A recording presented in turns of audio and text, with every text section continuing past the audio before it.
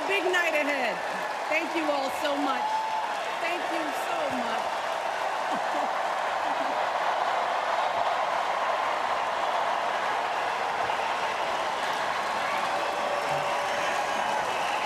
Okay. Hey. Hello, Chicago. Yeah. All right.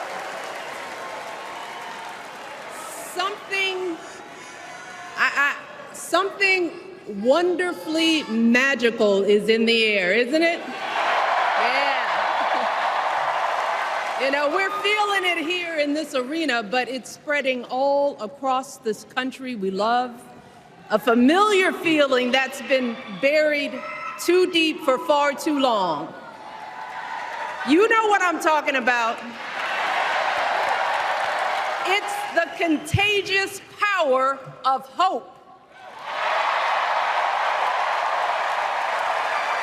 The anticipation, the energy, the exhilaration of once again being on the cusp of a brighter day.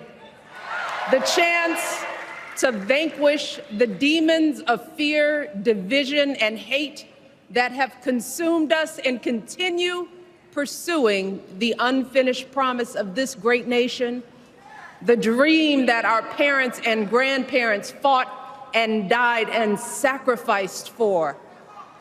America, hope is making a comeback.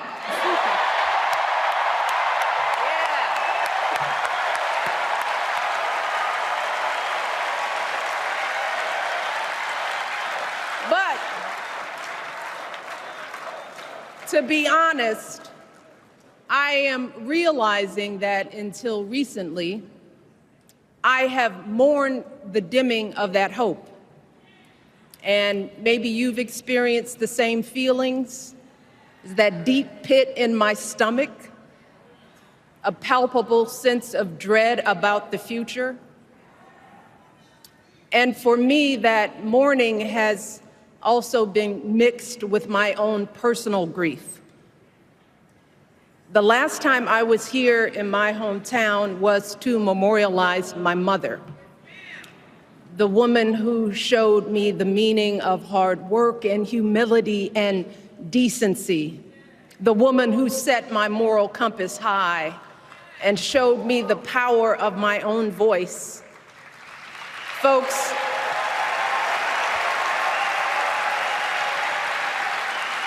I still feel her loss so profoundly. I wasn't even sure if I'd be steady enough to stand before you tonight, but my heart compelled me to be here because of the sense of duty that I feel to honor her memory and to remind us all not to squander the sacrifices our elders made to give us a better future. You see, my mom, in her steady, quiet way, lived out that striving sense of hope every single day of her life. She believed that all children, all people have value, that anyone can succeed if given the opportunity. She and my father didn't aspire to be wealthy. In fact, they were suspicious of folks who took more than they needed. They understood that it wasn't enough for their kids to thrive if everyone else around us was drowning. So my mother volunteered at the local school. She always looked out for the other kids on the block. She was glad to do the thankless, unglamorous work that for generations has strengthened the fabric of this nation. The belief that if you do unto others, if you love thy neighbor, if you work and scrape and sacrifice, it will pay off. If not for you, then maybe for your children or your grandchildren. You see, those values have been passed on through family farms and factory towns, through tree-lined streets and crowded tenements, through prayer groups and National Guard units and social studies classrooms. Those were the values my mother poured into me until her very last breath. Kamala Harris and I built our lives on those same foundational values. Even though our mothers grew up an ocean apart, they shared the same belief in the promise of this country. That's why her mother moved here from India at 19. It's why she taught Kamala about justice, about the obligation to lift others up, about our responsibility to give more than we take. She'd often tell her daughter, "Don't sit around and complain about things, do something." So, with that voice in her head, Kamala went out and she worked hard in school, graduating from an HBCU, earning her law degree at a state school. And then she went on to work for the people, fighting to hold lawbreakers accountable, strengthening the rule of law, fighting to get folks better wages, cheaper prescription drugs, a good education, decent health care, child care, elder care. From a middle-class household, Kamala worked her way up to become Vice President of the United States of America. My girl, Kamala Harris, is more than ready for this moment. She is one of the most qualified people ever to seek the office of the presidency. And she is one of the most dignified. A tribute to her mother, to my mother, and to your mother too. The embodiment of the stories we tell ourselves about this country. Her story is your story. It's my story. It's the story of the vast majority of Americans trying to build a better life. Look, Kamala knows, like we do, that regardless of where you come from, what you look like, who you love, how you worship, or what's in your bank account, we all deserve the opportunity to build a decent life. All of our contributions deserve to be accepted and valued. Because no one has a monopoly on what it means to be an American. No one.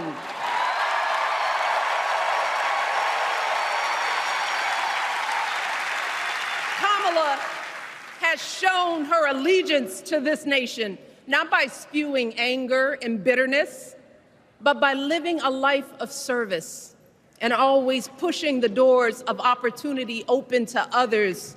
She understands that most of us will never be afforded the grace of failing forward. We will never benefit from the affirmative action of generational wealth.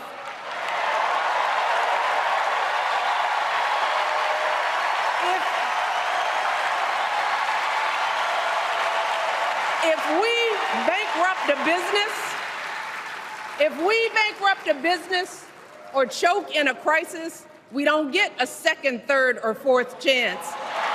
If things don't go our way, we don't have the luxury of whining or cheating others to get further ahead. No. We don't get to change the rules so we always win. If we see a mountain in front of us, we don't expect there to be an escalator waiting to take us to the top. No. We put our heads down. We get to work. In America, we do something. And throughout her entire life, that's what we've seen from Kamala Harris. The steel of her spine, the steadiness of her upbringing, the honesty of her example, and yes, the joy of her laughter and her light. It couldn't be more obvious Of the two major candidates in this race, only Kamala Harris truly understands the unseen labor and unwavering commitment that has always made America great.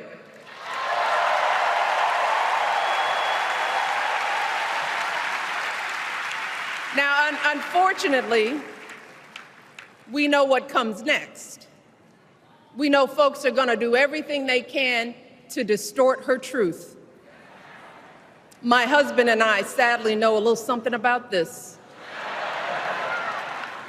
For years, Donald Trump did everything in his power to try to make people fear us. See, his limited, narrow view of the world made him feel threatened by the existence of two hardworking, highly educated, successful people who happen to be black.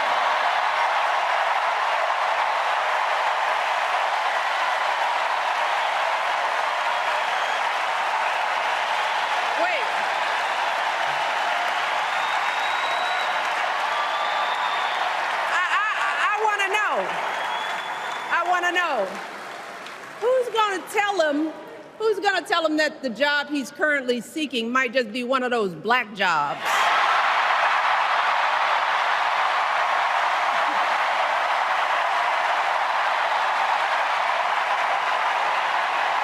Look, it's his same old con. His same old con. Doubling down on ugly, misogynistic, racist lies as a substitute for real ideas and solutions that will actually make people's lives better.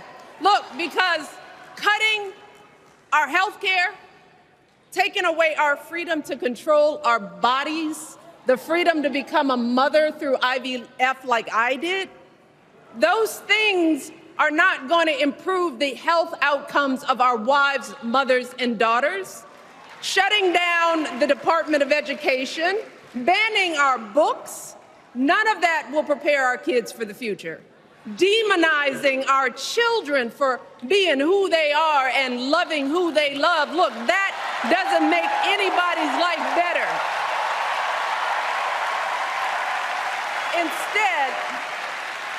Instead, it only makes us small. And let me tell you this, going small is never the answer. Going small is the opposite of what we teach our kids. Going small is petty, it's unhealthy, and quite frankly, it's unpresidential.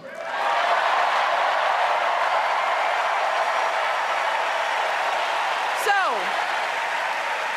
why would any of us accept this from anyone seeking our highest office? Why would we normalize that type of backward leadership? Doing so only demeans and cheapens our politics. It only serves to further discourage good, big-hearted people from wanting to get involved at all. America, our parents taught us better than that, and we deserve so much better than that.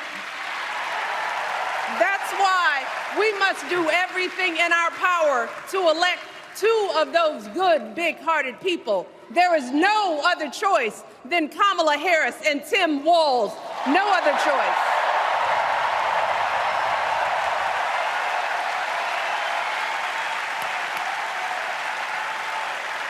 But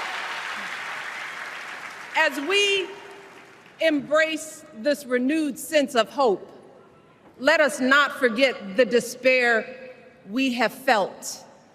Let us not forget what we are up against. Yes, Kamala and Tim are doing great now. We're loving it. They're packing arenas across the country. Folks are energized. We are feeling good. But remember, there are still so many people who are desperate for a different outcome, who are ready to question and criticize every move Kamala makes, who are eager to spread those lies, who don't want to vote for a woman, who will continue to prioritize building their wealth over ensuring that everyone has enough. So no matter how good we feel tonight or tomorrow or the next day, This is going to be an uphill battle. So folks, we cannot be our own worst enemies. No. See, because the minute something goes wrong, the minute a lie takes hold, folks, we cannot start wringing our hands. We cannot get a Goldilocks complex about whether everything is just right. And we cannot indulge our anxieties about whether this country will elect someone like Kamala instead of doing everything we can to get someone like Kamala elected.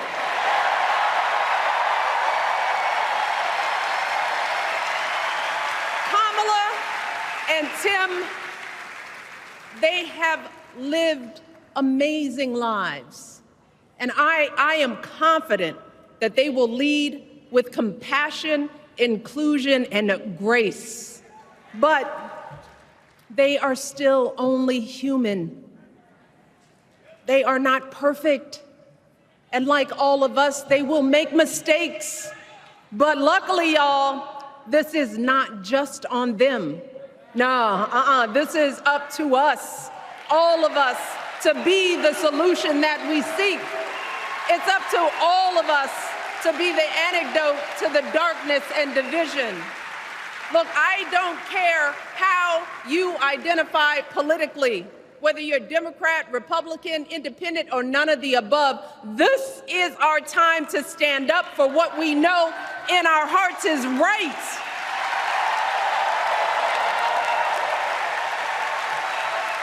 To stand up, not just for our basic freedoms, but for decency and humanity, for basic respect, dignity, and empathy, for the values at the very foundation of this democracy.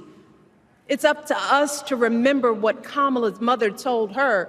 Don't just sit around and complain, do something.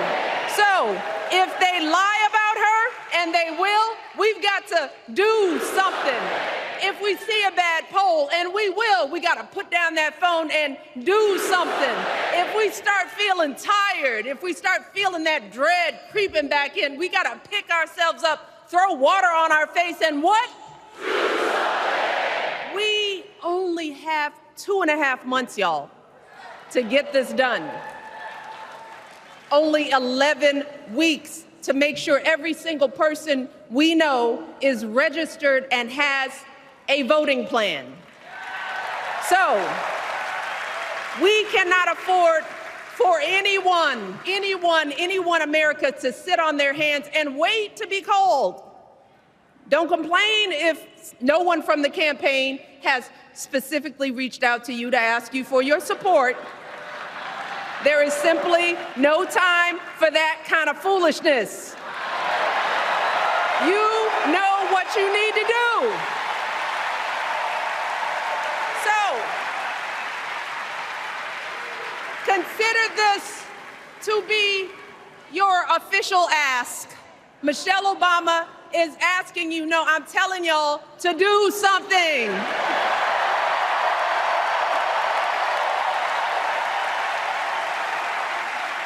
Because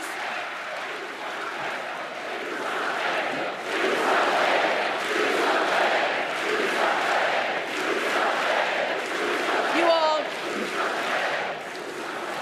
this election is going to be close.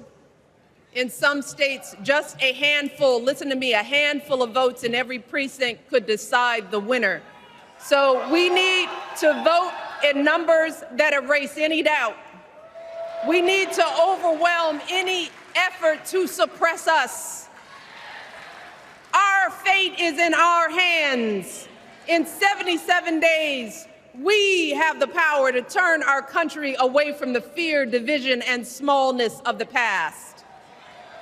We have the power to marry our hope with our action.